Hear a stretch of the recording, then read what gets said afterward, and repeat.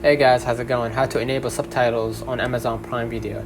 So start playing the show on your website or app and select the movie or show, and then tap or click the screen to display playback controls. Look for the speech bubble icon, usually in the lower right corner, and then select your preferred subtitle language or turn them on or off as desired. The subtitles will now appear while you watch the video. That's it. Enjoy your viewing experience with the subtitles enabled. So let me know in the comments with this video helped you. Don't forget to like and subscribe, and thank you for watching.